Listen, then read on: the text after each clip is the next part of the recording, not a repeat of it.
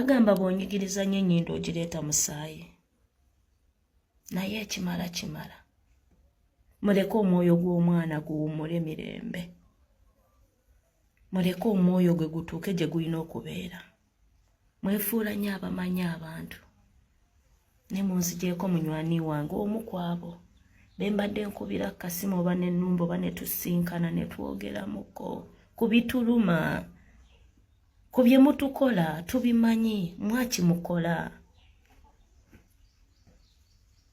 ne byonna mubikole musinika amanyo munyampe mulye munywe museke mubooge mupame n'okupama ne temusinikira binyo kujja n'osali musale mu mboozi zonna muzikole byonna mubiyunge eggulu ani nembeegayiridde kuba nina data wammwe muweza mungi ate temulina kye mugenda kunkola nkawireba nkogwembwa akuba nigutambulira heeru buli omwe naaguleeba mutasinikira ebiina alijje nosali musale mumwihombye bino byanyu mumwihombo obwongo bwanyu mutamusinikiraho ebiino muleke Daudi Mugema ahumule kino obusinge azambiine temusiima mbwa mmwe muli bankwe buni bananfuusi muli aho mwena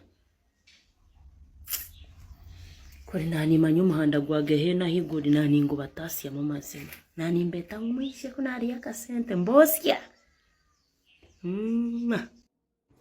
Greetings, but dear, a lot of people are wondering why FDC supporters, Dr. Kiza Besigye supporters, were celebrating. First of all, he's been taken back to jail. Secondly, there's been a milestone in his case. Let me make it simple. Bali state yali yateekayo nga baagala kutwala masimu g'abasibe dokita ne banne okukebera obukakafu obulimu ne baapiiringa anyway. Omulamuzi leero agambye nti nno talina lukusa lukkiriza ekyo kubanga is already been to high court. Anyway, ekyo ne bakigoba. Ekyo kyakusatu oba kyakubiri. Anyways, ekirala omusibe yena bw'abanga abadde mu kkomera for over 6 months naddala oyo high profile person nga Dr. Kiza Besigye ne banne.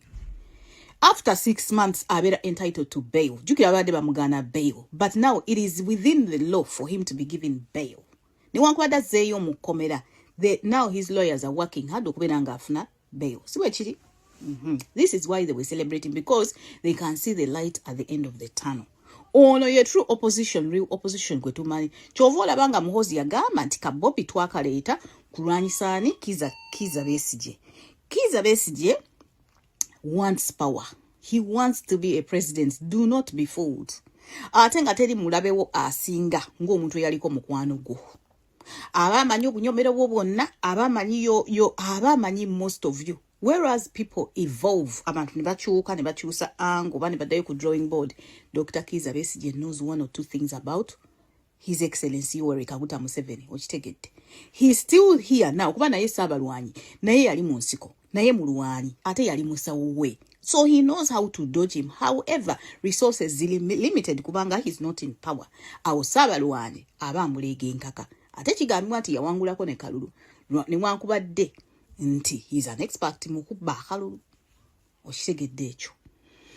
Ekisinza okunneewuunyisa, Kadingo bwe yategedde nti Honorable Mpuuga leero atongoza ekibiina kye nti ne Dr. Kiza Besigye they've reached a milestone in his case. N'atandika okuwakula entalo kweyo fake account. Ku Twitter omuntu yenna asobola okugula account ne bateekako blue tick and they claim to be anybody else. Ate Ashbaga Kato yagaa nti yagirimu. Mujjukire Ashbaga Kato abanja enteeze. So it is even beneficial for him okubeera nga awakula entalo ne Kadingo obanga bafuutu soja bennyini bagihakinga kuba nabo si basi. Yes, baawunga bamawube obuluusi naye abasinga nabo baasoma so they can easily hack. Ne babeera nga bayisawo messages zaabwe okwekeepinga relevant. On all days, Kadingo yandibadde afocusinga ku eno matter. But because he doesn't want anybody to be more relevant than him, nasalabwa kuwakula entalo neyo fake account gye bayita ntino ya Muhoozi. Muhoozi ali busy. mu bintu birala nnyo mu keeping a peace in the whole region. Tali kwezo fake account zammwe. Talina budde bwammwe. You keep on playing your games. Ezo zonna diversions kutujja ku mulamwa ku the real issue that is happening right now. Okategedde.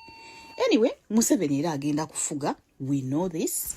Yandibadde awamu katono ku Dr. Besigye naye nga bwe mukimanyi, that is our wishful thinking. It cannot happen. Tava ku main.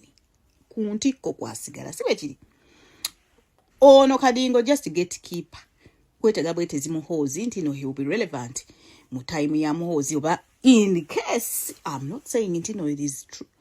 In case nga asaze wonti oba he will become a what? Top man. Anyway, kati gwe kirumye genda wetugire ku mupeera. Ate yes nkimanyi nti nene ekimwa era ekimwa kyange nkyagala. So find something else to say. Okay, lovely. So what if we find northerners in Western? What should we do? We also chase them. This will bring genocide. It will. This must stop. This tribal thing must stop. This is tribal. Hello. Hello, mine is very brief. My name is Betty. I just want to respond to this lady who was speaking on the television.